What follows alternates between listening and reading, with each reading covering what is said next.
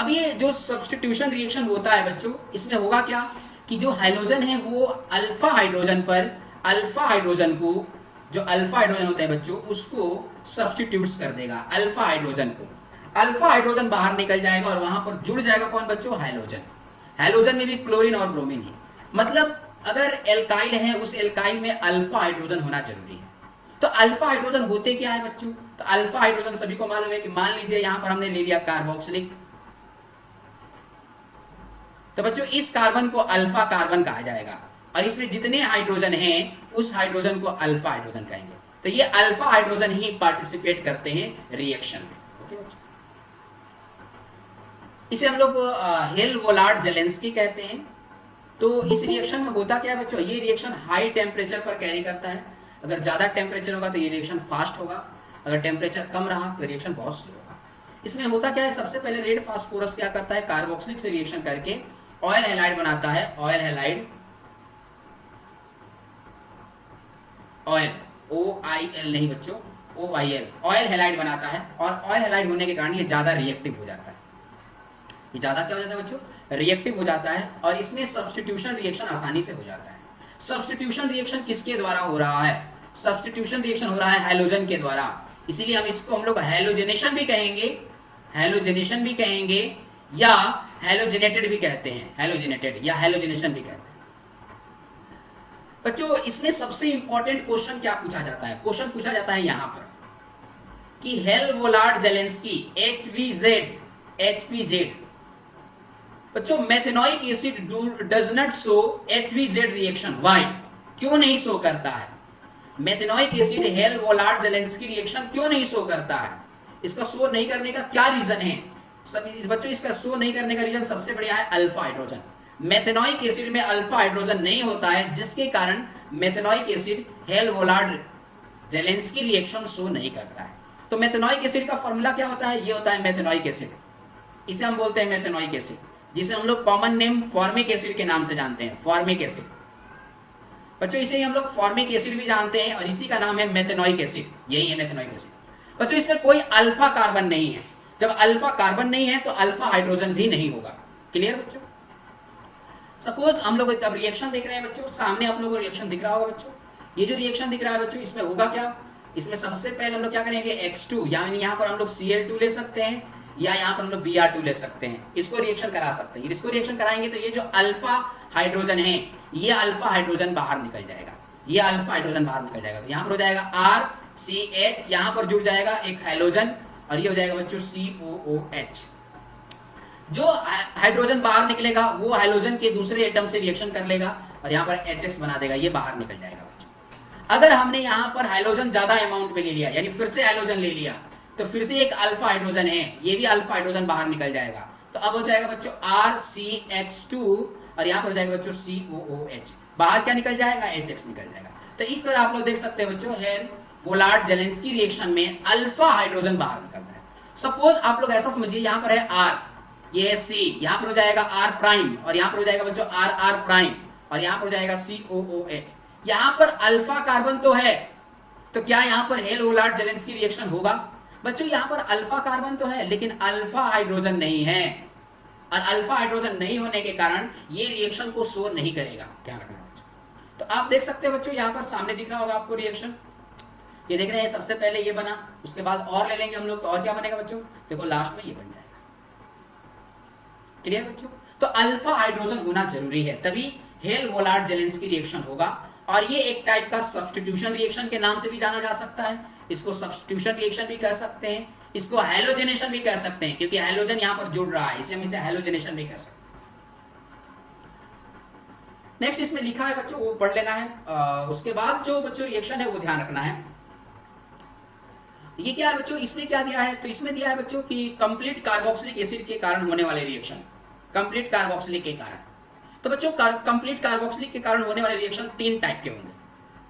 Sorry बच्चों, carboxylic के कारण होने वाले रिएक्शन ये तीन टाइप के होंगे। पहला होगा बच्चों कंप्लीट कार्बोक्सिलिक ग्रुप के कारण होने वाला रिएक्शन, ये पूरा ग्रुप रिएक्शन में पार्टिसिपेट करेगा, पूरा ग्रुप करेगा। दूसरा क्या हो सकता है बच्चों, इस कार्बोक्सिलिक के कार्बन और ऑक्सीजन बॉन्ड टूट जाएंगे, ये बॉन्ड टूट जाएगा। और इस बॉन्ड के टूटने के कारण होने वाले रिएक्शन, मतलब OH बाहर निकल जाएगा, ये तो रहेगा ही कार्बोक्सिलिक में, OH बाहर निकल जाएगा, इससे होने वाले रिएक्शन। और तीसरा टॉपिक क्या होगा बच्चों, तीसरा टॉपिक ये होगा बच्चों कि इसमें जो OH है इसमें होने वाले, यानी OH के बॉन्ड के टूटने के कारण होने वाले रिएक्शन, ये तो रहेगा ही रहेगा, ये बाहर निकल जाएगा। तो बच्चों ये 3 टाइप के रिएक्शन होते हैं फंक्शनल ग्रुप पर। एक होता है टोटली इंटायर कार्बोक्सिलिक एसिड के कारण होने वाले रिएक्शन, दूसरा होता है बच्चों कार्बन और ऑक्सीजन बॉन्ड के ब्रेक हो जाने के कारण रिएक्शन, और तीसरा होता है बच्चों ऑक्सीजन और हाइड्रोजन बॉन्ड के ब्रेक हो जाने के कारण रिएक्शन। तो बच्चों हम लोग फर्स्ट पढ़ने जा रहे हैं इंटायर कार्बोक्सिलिक के कारण होने वाले रिएक्शन। उसमें फर्स्ट टॉपिक पढ़ रहे हैं रिडक्शन, पहला टॉपिक रिडक्शन।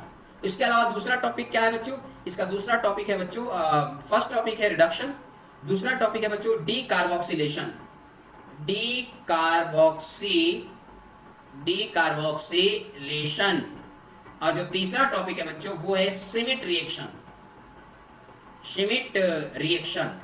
तो ये 3 टॉपिक हम लोग पढ़ने जा रहे हैं। ये तीनों टॉपिक में कंप्लीट कार्बोक्सिलिक ग्रुप पार्टिसिपेट करता है, complete carboxylic group. First reduction. तो बच्चों रिडक्शन में हम लोग क्या पढ़ने जा रहे हैं, रिडक्शन कराएंगे कैसे। तो बच्चों रिडक्शन किससे कराया जाता है, रिडक्शन कराया जाता है रिड्यूसिंग एजेंट से, रिड्यूसिंग एजेंट से।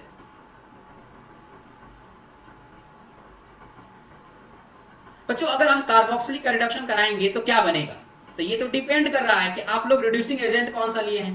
कार्बोक्सिलिक के रिडक्शन कराने पर एल्डिहाइड भी बन सकता है, इसके रिडक्शन कराने पर बच्चों साइनाइड भी बन सकता है, इसके रिडक्शन कराने पर एल्कोहल भी बन सकता है, इसके रिडक्शन कराने पर हैलोएल्केन भी बन सकता है, इसके रिडक्शन कराने पर एल्केन भी बन सकता है, एल्केन।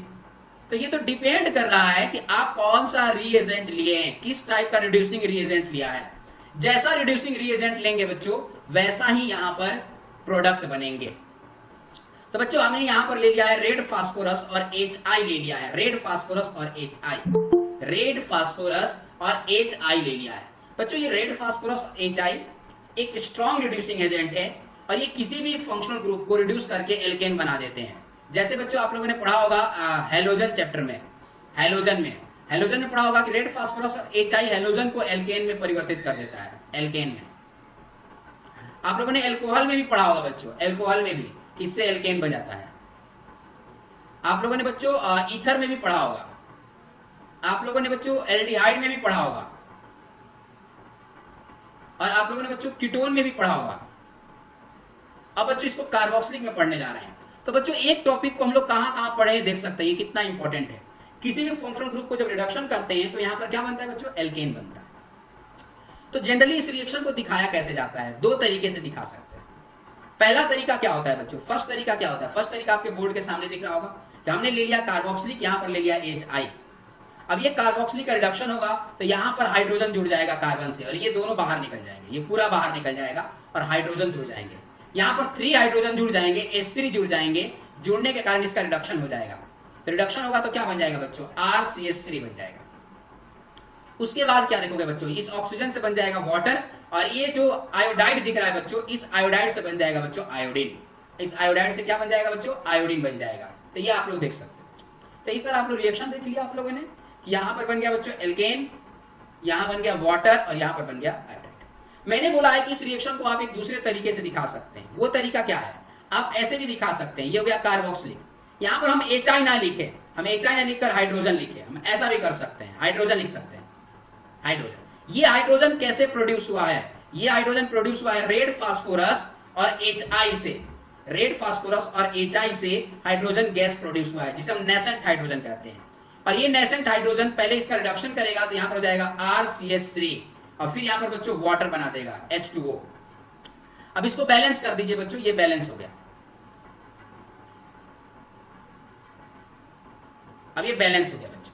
अब ये हाइड्रोजन आया कैसे, तो आप देख सकते हैं बच्चों रेड फास्फोरस प्लस HI, ये दोनों रिएक्शन करेंगे तो क्या बनेगा बच्चों, फास्फोरस आयोडाइड बनेगा, ट्राई आयोडाइड, और यहां पर बनेगा बच्चों हाइड्रोजन गैस रिलीज हो जाएगा। तो हमने यहां पर ले लिया 3 मोल, तो यहां पर हो जाएगा बच्चों मान लीजिए हमने यहां पर ले लिया 6 मोल, 6 मोल, ये ले लिया बच्चों हमने 2 मोल, ये हो जाएगा 2 और ये हो जाएगा 6। तो बच्चों आप लोग देख सकते हैं 2 मोल फास्फोरस और 2 मोल HI से यहां पर देख सकते हैं PI3 बना है और साथ में नेसेंट हाइड्रोजन बना है।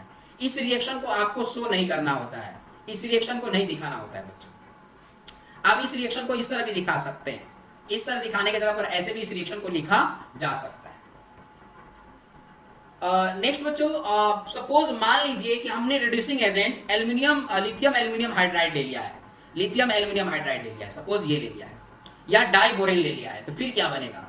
अगर आप लोग इसमें रेड फास्फोरस की जगह पर लिथियम एल्यूमिनियम हाइड्राइड ले लिया तो क्या होगा, या डाइबोरेन ले लिया तो क्या होगा, जिसे हम लोग बोरेन भी कहते हैं, बोरेन, बोरेन भी कहा जाता है, बोरेन। तो अगर हम डाइबोरेन या बोरेन ले लें तो क्या होगा बच्चों?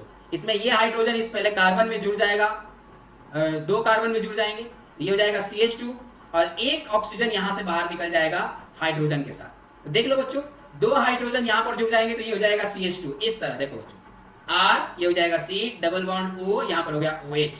अब होगा क्या कि सबसे पहले हाइड्रोजन यहां पर अटैक करेगा तो वाटर बना देगा, ये बाहर निकल जाएगा, फिर हाइड्रोजन यहां पर अटैक कर देगा तो मेथिलीन बना देगा। तो बच्चों यहां पर होगा क्या, यहां पर बन जाएगा एल्कोहल, देख सकते हो बच्चों, R ये हो जाएगा CH2 और ये हो जाएगा OH, और ये ऑक्सीजन बाहर निकल गया है जो बनाएगा वाटर। तो कार्बोनिल का जो ऑक्सीजन है बच्चों, ये ऑक्सीजन ये वाटर बना देता है। तो ये रिएक्शन आप लोग देख सकते हो बच्चों, यहाँ पर बन गया है एल्कोहल, यहाँ पर बन गया है वाटर। तो एल्कोहल क्यों बना है? लिथियम एल्यूमिनियम हाइड्राइड लेने का। क्या डायरेक्ट एल्कोहल बनता है? नहीं, पहले इस कार्बोक्सिलिक से एल्डिहाइड बनता है, ध्यान रखना है बच्चों, पहले इस कार्बोक्सिलिक से एल्डिहाइड बनता है, फिर इस एल्डिहाइड से एल्कोहल बनता है, इस तरह स्टेप वाइज होता है। आप डायरेक्ट भी दिखा सकते हैं, डायरेक्ट एल्कोहल भी दिखा सकते हैं, या आप ऐसे भी दिखा सकते हैं कि पहले कार्बोक्सिलिक से बना है एल्डिहाइड और फिर इस एल्डिहाइड से बना है बच्चों एल्कोहल, ऐसे भी दिखाया जा सकता है बच्चों। याद रखना बच्चों, लिथियम एल्यूमिनियम हाइड्राइड कभी भी डबल बॉन्ड को इफेक्टिव नहीं करता है, ठीक है। नेक्स्ट बच्चों, डीकार्बोक्सिलेशन। डीकार्बोक्सिलेशन क्या होता है? इन शॉर्ट में डीकार्बोक्सिलेशन को क्या कहा जाता है? तो बच्चों इन शॉर्ट में डीकार्बोक्सिलेशन को कहा जाता है इवॉल्विंग या evolution of carbon dioxide gas. बच्चों कार्बन डाइऑक्साइड गैस की बाहर निकलना डीकार्बोक्सिलेशन कहलाता है। जैसे कि मैंने आप लोग जानते होंगे बच्चों, ये है कार्बोक्सिलिक एसिड, और इस कार्बोक्सिलिक एसिड में अगर ये कार्बन डाइऑक्साइड रूप में बाहर निकल जाए, कार्बन डाइऑक्साइड गैस बन के बाहर निकल जाए, तो हम इसे बोलते हैं डीकार्बोक्सिलेशन। क्या बोलते हैं बच्चों? डीकार्बोक्सिलेशन बोलते हैं। तो डीकार्बोक्सिलेशन का मतलब ही होता है कार्बन डाइऑक्साइड गैस का बाहर निकलना। बच्चों इसको हम लोग क्या करेंगे, तो सबसे पहले क्या करेंगे, इससे हाइड्रोकार्बन्स बनते हैं, एल्केन्स बनते हैं, एल्केन बनते हैं।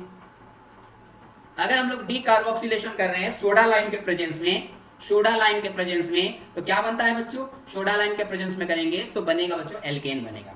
सपोज आपने यहां पर ले लिया है, सपोज आपने ले लिया है एल्केनोइक एसिड, डायरेक्ट एल्केनोइक एसिड लिया है, तो जो सोडा लाइम लिया जाएगा, सोडा लाइम होता क्या है? Soda lime